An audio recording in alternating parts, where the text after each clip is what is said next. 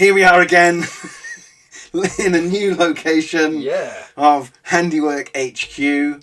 We are here to what am I looking at? I was looking at everything at once. So many cameras. Yep, it's very exciting. I'm on the improvised handy sofa this time. It's good. It was outdoor furniture. It has been recontextualised to be indoor furniture. Very good. Always winning. So here we are in Handiwork Games HQ. I am Jon Hodgson. I am the owner and general managing dog's body of Handiwork Games. We make a lot of role-playing games and tabletop games that are inspired by themes of history and different historical periods. And I'm joined today by... I'm Malcolm Craig. I'm Senior Lecturer in American History and also sometime game designer. Producing stuff that is now coming out with Handiwork Games, but also stuff in the past that did not come out with Handiwork Games, but will be recontextualised and making a reappearance. Both types of games. Previous games and new games. Well, there you go. It's the same games over and over again. Brilliant. And as we said before on the previous sort of pilot episode, together we make sort of a whole person in that you are professional historian, I am professional game maker, but we also do jump that fence, both of us, There's a big Venn, there's a lot of crossover on the Venn diagram. Yeah. We have between us our experience, hopefully makes for something quite interesting in terms of what we can talk about. So, yes, history and games in history. This is our sort of first episode, and something that led to us doing this is that we have presented a talk twice, I think the English expression for that is, in two locations, at Liverpool John Moores University and at UK Games Expo, about the idea of history and games in history, what that means, what it's all about. Now, both of those talks tended to be quite freewheeling. They had quite a lot of different content. But they were in-person events. They weren't recorded, which has some benefits, but we thought it'd be nice to bring it, to everybody. And I think that's something that is really interesting for your project, right, Malcolm? Yes, because a part of a big thing you don't need to know the ins and outs of kind of like academic funding these days, but a big part of what's called the Research Excellence Framework is what's called impact. Can you take your research out into wider communities and change people's thinking, and for example about history? And for me that's it's really exciting to be able to be doing a project that involves you and Handiwork Games more generally, and also talking about history and taking it out to the gaming community and seeing what happens with all of that. I think it's really interesting, isn't it, certainly when I visited Liverpool John Moores, I sense there was quite a lot of excitement that the study of history could be used in games to sort of popular acclaim, and people like it and people want to play games inspired by history. There's a really deep I'm trying to not say history again, but there's a deep history of games that involve history, and that's something that it's a really cool use of what you're studying, putting it into some sort of practice beyond study for its own sake, which I have to say I'm a pretty big fan of, but on one hand, absolutely. Academic study is vital, but too often that's behind a paywall for academic journal articles, high-priced academic books. A lot of it is there's a gatekeeping going on there by journal publishing companies, all that kind of thing. So I think getting academic study and history out there is crucially important. The more we can do of this kind of thing, the better. I'm waving my legs about like a small child here. Because I'm very excited by this project. It's great. Luckily, you're out of shot. We need the leg cam. Yeah, we need to foot cam. Nice. It's heating up in the foot cam. Yeah. So that was, again, probably too long introduction, but that's the kind of thing this is all about. Now, something that's come up in every time we've given the talk, both times, is this idea of whenever we're asked in Q&A about what is our piece of advice for game makers that want to use historical themes, and what we've always answered is about do the reading. And that also chimes with something I know you tell your students, that really you've got to do the reading.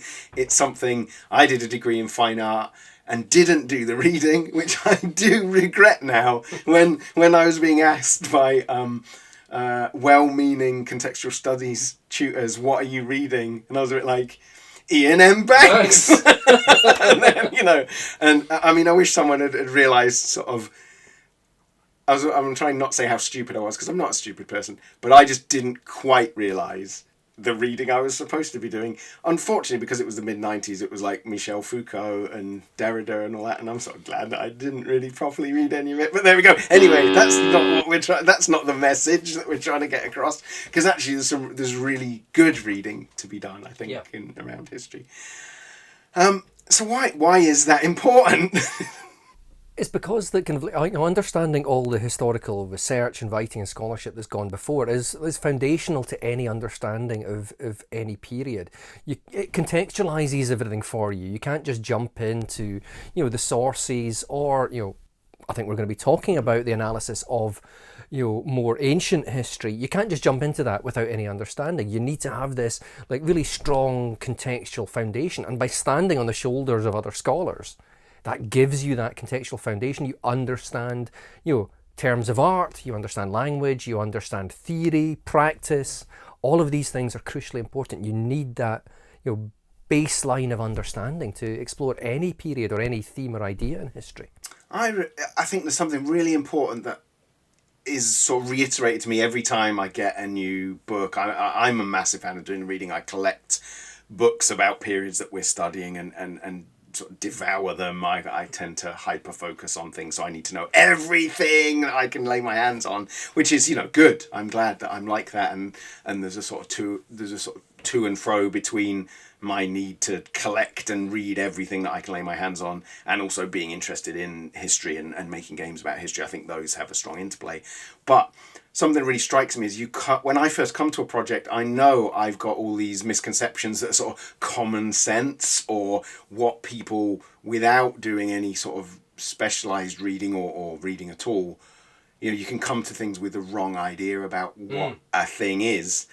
I mean, more and more now, I'm well aware I may have to change a project as I do the reading. We go, oh no, the thing I thought this project was about is not really a thing. But it's that old thing that kind of, all history is provisional. Right. But so much history in popular understanding is intertwined with mythology and belief and common sense. Even very recent history, we kind of, you hear about people talking about, for example, World War II and Britain and the Blitz spirit and all these kind of things. And, for a long time, historians of that period have gone, well, it's not quite as simple as everyone joining hands together, singing songs in an underground tunnel and surviving the Nazi onslaught and everything. It's way more complex than that. But, I mean, all national history is also bound up in national mythology as well. So it's getting over that and being willing to, as you say, change your understanding of a period, of a theme, when some persuasive new accounts come along, or new work is done to enhance previous understandings. There was something definitely to sort of pick an example that's quite sort of easygoing. You know what I mean? When we were doing our Beowulf game, and that's very much bound up deliberately in sort of mythology as well. It's sort of, but I wanted it to be rooted in a lot of history and a lot of research, and I wanted us, as I always say, I wanted us to do the reading and the research and present a game that you could get into very easily, because we had done all that reading and research for the players of the game. However, something we hit on quite early on was the more recent work around early medieval weaponry and clothing, and that's changing all the time. About the idea that, say, for example, spears were painted, that they were all brightly coloured, and that's not something you would associate with, especially when you talk about things like the Dark Ages, so-called, and everything's gloomy and no one's got any ability to do anything, and, this is sort of, well, it's still being debated, and this is really good, actually. I'm rambling into a good point that, with the sort of collapse of Rome and Roman influence, nobody knows how to do anything and everything's awful. But actually, there's still a lot of colour and in decoration. It's just of a sort of different type than what went before. And we had to make a sort of art direction decision. Did we want to present a sort of brown-tinged Dark Ages, where everything is a bit sort of sepia-coloured and desaturated? Which, to a point, speaking with my art direction hat on, yes, because that's how people recognise what it is in the popular imagination, and this is like an entertainment product, if you like. But also, I wanted to bring in some of that, the way spears are thought to have been painted, and they've got like sort of hoops of colour and so on. They just look brilliant.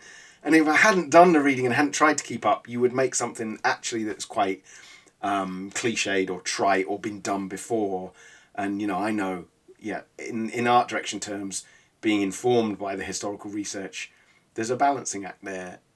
But without the reading, you couldn't make an informed choice. You would just be going, oh, I've watched the Vikings TV show and that must be what things are like. Yeah, but it's that way that kind of the usage and terminology and the way we describe historical periods, you know, changes. Dark Ages, you know, summons up certain ideas and kind of like images in your head. Whereas, I mean, as you know better than I do about this period in history, that's not the way historians think about this period anymore.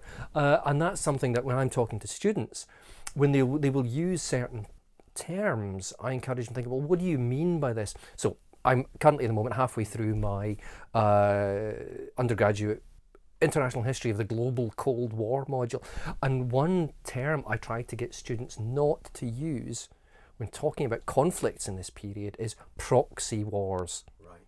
Because that denies agency to Koreans, Vietnamese, Angolans, etc., etc., etc. And it's the same as Dark Ages. We think, oh yeah, it's commonsensical to describe conflicts that take place in the third world, the developing world. Those terms are contested as well.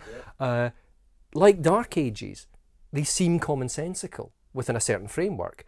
But if you do the reading, you go, no, these have fallen by the wayside and aren't really appropriate to use anymore. It's interesting that I've got...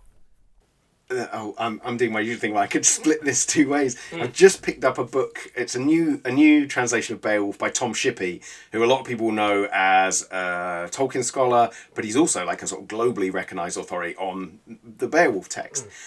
And he makes a case, which I have to say I find utterly unconvincing, and it's very rare for me to be this categorical, for the term Dark Ages. He likes it. I don't see the need really to fight that battle. I think that term has fallen by the wayside quite a long time ago, with good reason. I think it sets up an expectation, you know, and that's like when you're talking about proxy wars, it sort of puts things in a box, doesn't it? And you're prejudging your sort of conclusions by using certain types of language. And it's not, I mean, it's not helpful to get, I don't think, to get into kind of like almost pointless semantic arguments about stuff. As long as you define your terms, what do you mean by this? If you're saying proxy wars or Dark Ages, what does this mean? And can you back up your understanding and definition of that meaning with evidence and understanding? It's not, I've got an opinion about the Dark Ages. So what? Everyone's got an opinion. Is your opinion backed up with reading, with understanding, with evidence? In which case that has weight. Yeah. You know, one thing about doing the reading is I'm doing a lot of Tony Blair hand gestures here for some reason. It's nice, I like it. The thing about the reading is, you know, you don't have to agree with it all the time. Yes, right, you know, yes. I'm constantly reading stuff I don't agree with, but I still find valuable Yeah. and interesting and engaging. And you don't need to find it, you don't need to agree with it, and you don't need to find it persuasive the entire time. A really funny thing is happening with Beowulf. So we've been working on that game now for like 4 years, almost 5 years. And the space in which it exists as a sort of... I'm quite happy for Beowulf, the game, to exist as a sort of imaginary space that is informed by history, but it's not presented as historical fact. However, that space, the more reading I do across 5 years, is shrinking and shrinking and shrinking, that it's this... We've always luckily described it as this half-remembered ancestor age. So it's like... And that lets players not have to do... you know, have a degree in history to play it. It's like you could, if you've got some sort of stuff that you know fits this period, you can start, you know, and hopefully in reading the book you'll be inspired to learn a bit more. We've got a really extensive reading list and so on. Yeah.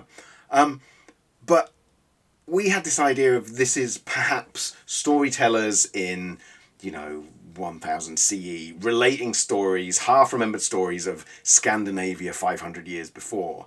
And that let us set up certain things like a lack of contact with, say, the classical world, if you like, in inverted commas, a lack of contact with the Mediterranean culture and so on. Not for any, like, big reason, but perhaps I wanted to steer clear from this sort of Arthurian, again, I'm going to use a lot of air quotes, fall of Rome stuff was not what I wanted this to be about. I want this to be about quite a I'm going to misuse the word insular because insular has a different meaning within this period, but quite an inward-looking culture who are not aware of a bigger world and are almost a little bit naive and sort of childlike almost, and that enables play in some ways.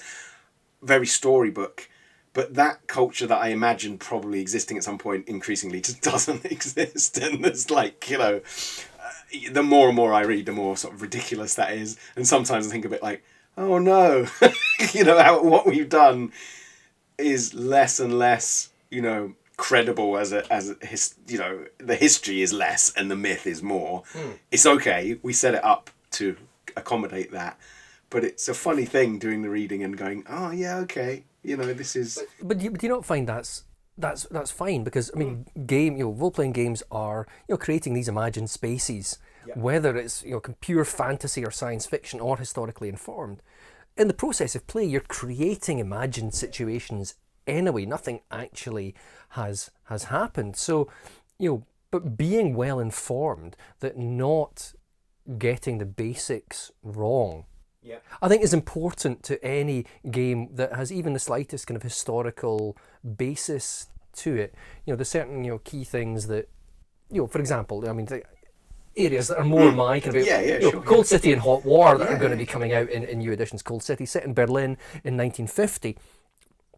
Of course, it's a game about a non-existent organisation fighting non-existent monsters that happen because of non-existent stuff. And it's a fantasy. It's a fantasy of the Cold War. Yeah. But for me, it also needs to be rooted in the reality of the Cold War. You can't have that fantasy without articulating in some way the reality of what's happening. And it's that kind of, I think with any games design, it's that tension between those two things. If you're writing a historically informed game, the tension between the fantasy and the reality. And what gets precedence, what's more important at the gaming table? I would say the fantasy of it is far more important. Yes. You know, it's like watching, you know, films that, you know, some people will say to me, kind of like, oh, it must be horrible to watch films that have a Cold War setting with you. It's like, no, I honestly don't care. I really enjoyed Bridge of Spies. You could pick holes in it, the stuff that was made up in it, but I thoroughly enjoyed it. I thought it was a really good film, thoroughly entertaining. So, it's that kind of not hewing to outmoded tropes and ideas and themes and terminology that kind of harms the process of play. I think it lessens the quality of the fantasy, if that makes any kind of sense. And I think there's an important thing as well from a sort of, almost from a kind of bums on seats angle, that if you make it too sort of dry, you know, and too kind of almost priggish about how accurate everything, there's no fun in that. You know. Oh yeah, I mean, if you're playing Cold City, for example, there is absolutely no need for you to know the deliberations that led to the Marshall Plan. Right. There's no need. I mean, in the game, obviously, the Marshall Plan is mentioned because here's a load of American money coming in, blah, blah, it does the, you know, and then there's a historical event or a moment that is subject to misconceptions about what it did. But you've no need in play to know all of this stuff. And I think that's where, in writing historically informed games, the kind of lightness of touch is important. People don't want to read an academic book. If someone's picking up Beowulf for Cold City, they're not wanting to pick up, they might be inspired to, but they're not wanting to pick up an heavy academic text on, you know, early medieval England or the Cold War. It's imparting the crucial information in a way which is accessible. And I think you can only do that if you actually have a command of that subject.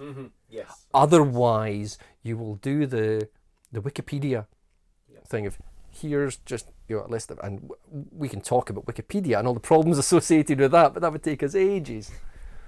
Yeah, it's an interesting, it raises questions for me as well about what is the sort of why history in games. You know, I think that's probably another episode. And like you say about the hierarchy of what's important, and then something I'm certainly struggling with right now, and I'm interested to hear about this and you with Cold City and Hot War. I now stop because I always get it wrong. I'm trying really hard to not say Hot City and Cold just say War. Those Cold War games. Them games. Yeah, those games. One that's really been playing on my mind, I've been talking recently to our customers about, is because we make the game Mask Witches of Forgotten Doggerland that is set in this sort of imaginary, sort of psychedelic version of the Mesolithic period in Doggerland, which is the area now covered by the North Sea, which gives us a really blank canvas to do things with. But again, a lot of research gone into that. Mm-hmm. But I want to do Mask Witches 2, as yet untitled. I don't think we can call it Mask Witches 2 Electric Boogaloo. I don't think we're allowed to use. And also has nothing to do with it whatsoever. But in that, I want to sort of fast forward through time, that the Mask Witches are these sort of social workers that look after the community, is the idea, to prevent the manifestation of evil spirits, right, is in the first game. But by the time we get to the second game, they are actually fighting a losing war against incoming sort of agricultural societies. And they are the remnants of hunter-gatherer society. And they will lose. We know in history they will lose. And the conceit of the game, because I think it's sort of funny, is they're trying to destroy Stonehenge or prevent it from being built. But what it throws up is all these... There's so many troubling things there. Because I started off going, let's imagine agriculture is bad, because agriculture makes surplus, agriculture makes sort of aristocracy, enslavement, war. These things come about in the Neolithic period because people have time to do those things. You know, I mean, this is a whole other topic. And it's a nice sort of romantic idea to explore that there are these people. And again, and I think about genuine hunter-gatherer societies around the world that are trying to resist, you know, the changes in their way of life. But then you get into people resisting change.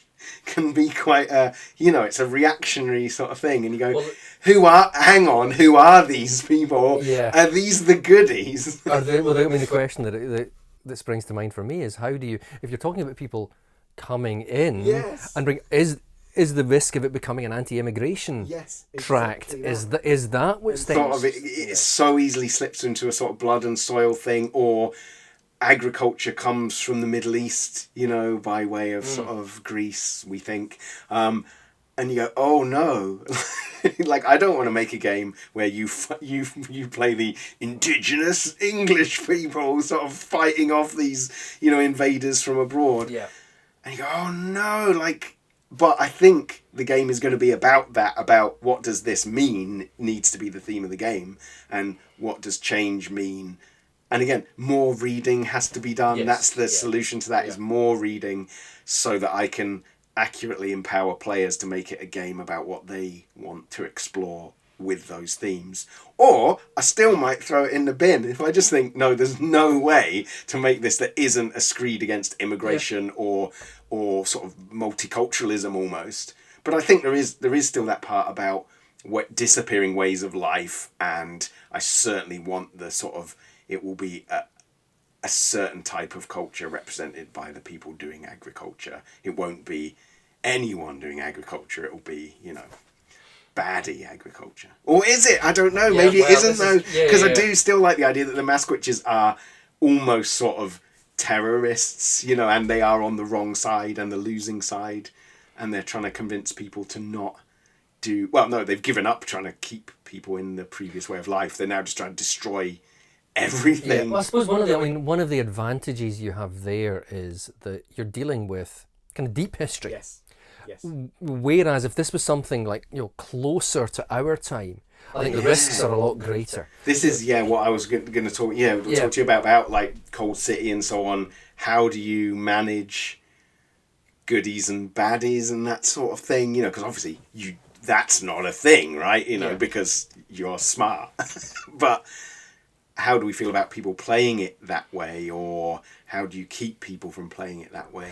Yeah, I mean, this is one thing I've always been very careful about. Even in the original version of Cold City, it had a couple of pages on how to deal with problematic issues, the legacies of Nazism, for example, or Nazism itself in period, the nature of the Soviet Union, about what happens in World War II around the world by, I'm not kind of like, this is not all sidesing thing. The Nazis were bad. I mean, that's the thing, they were, but it's trying to, when we arrive in 1950, it's the grey areas of history. There isn't, I mean, the Cold War as a period is one of those kind of ones where it's simplistic to say there's no good guys. Yeah.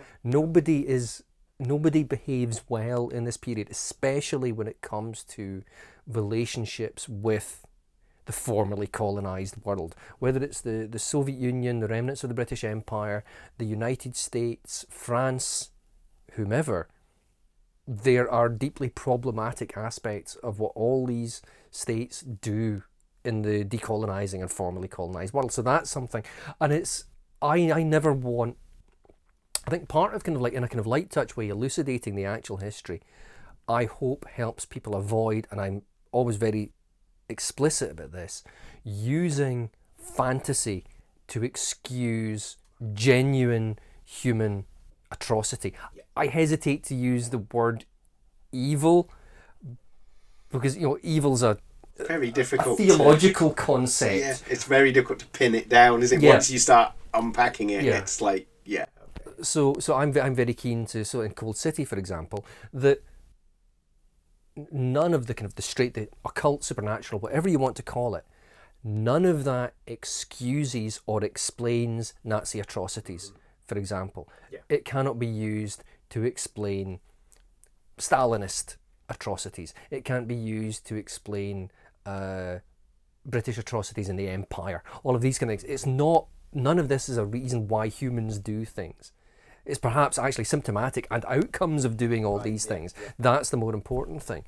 But I don't think you can articulate that without an understanding of the background. And too often, I don't know, this is just a bit of a throwaway kind of thing. I think too much when we are kind of like coming up with game settings and ideas and everything, we mine history for nuggets that we can use as adventures or scenarios or all that kind of thing, rather than looking at what are the themes and ideas, what's important. Right, yes. We have I'm going to use this fact to help motivate something here. It's like, rather than thinking about, well, what does this fact represent? How did it come to be? What's going on here? What's the why? Why is the central concern of the historian. Why?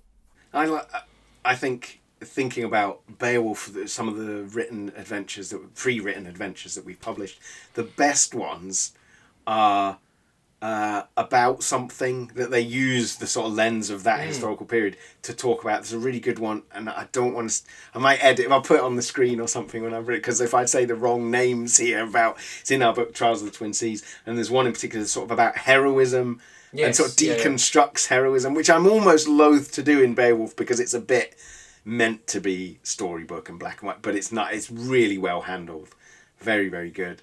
And I think it's quite interesting when you were talking about monsters. I know in Mask Witches, I think it's quite interesting that the Mask Witches, almost in their role that comes close to being police, potentially, are telling the people of the Mesolithic that they need to live a certain way, otherwise there will be monsters. That's very consciously in there as like, is that in your... Because it's very loose, the setting is so loose, because the way that game works, you create it as you play.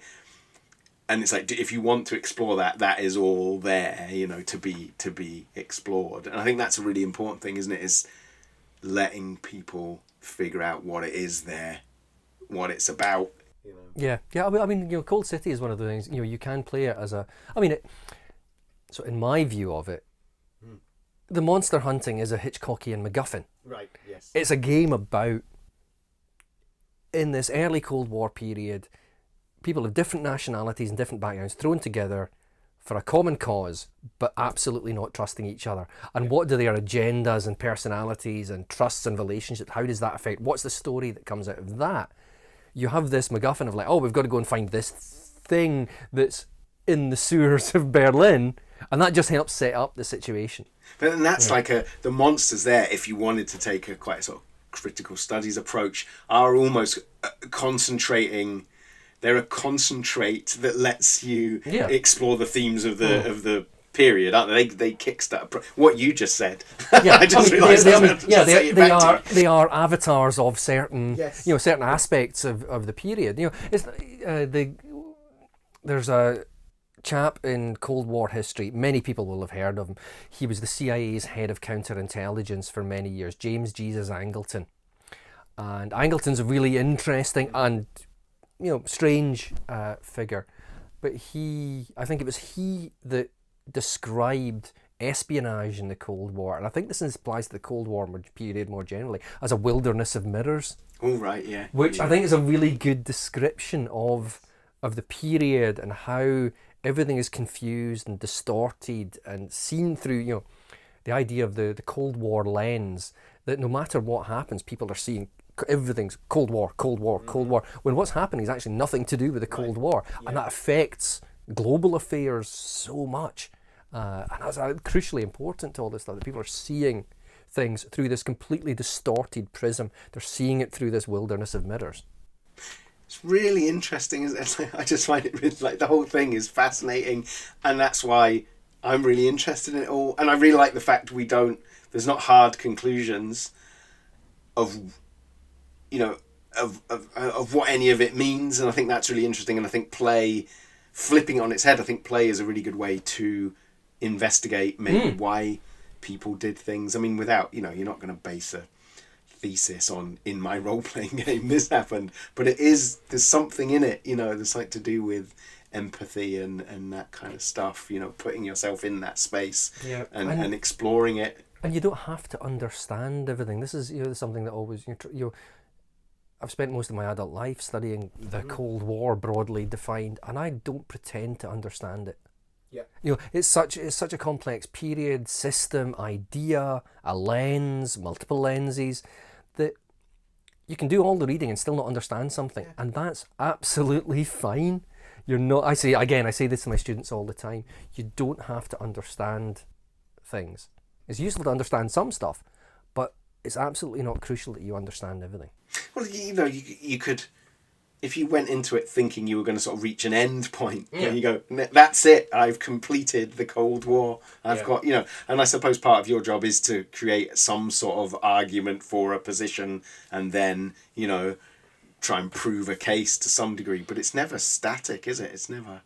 No, as I said a few minutes ago, all history is provisional. Yeah. I look back at some of the kind of academic work I've written and shake my head thinking, I wouldn't write that now. Yes. I wouldn't come to that conclusion now, having done more work and more research. I still think what I did at the time is valid, but reading it again and going back and doing the reading again, I'm like, no, that is not the conclusion. I would modify and nuance my position there. It's interesting, and it always comes up when we talk about this. Maybe I just shoehorn it into everything. Mitochondrial DNA, advances in DNA research that certainly for sort of deep history change everything. The new sort of knowledge that's been gained by being able to find out so much more about things by the advances in various ways of using DNA evidence. It's just mind-blowing, and you have to look at everything again. But this ties back to kind of a topic we were talking about a few minutes ago, about the history of migration, of human movement around the globe, of the interactions between peoples and different groups of peoples, different polities and societies and everything. It's only since, middle of the last decade, really, that this has started. Yes, this isn't my area of specialism. No. It's like 2018, I think I usually end up selling. You could argue plus or minus, depending on who you're talking about and what. But it's really recent. That radically alters our understanding of human history in a very deep sense. Yes. Which is crucially important. That continuing archaeological discoveries, because no one will ever understand history, because history would come to a stop if we did new archaeological discoveries, the importance of the application of science to archaeology. It's fantastic. The radical changes are fascinating, absolutely fascinating. It's good stuff, isn't it? Yes. I've just gone off into that. Now I'm thinking about everything. Maybe this particular topic is our next topic. That sounds good. Changes in understanding. Oh, yeah. Right. It's almost as if we're winging this. Yeah. It needs to stop. Right. How does it stop? Oh. We always used to do, in another podcast I did, we used to just go cue the music. Yeah. We could make some kind of sproing sound and I'll fall off the handy couch. Yeah, that's it. Stop. Obviously. Done. Stop here. Stop. God. Future me. God. This is the bit to end.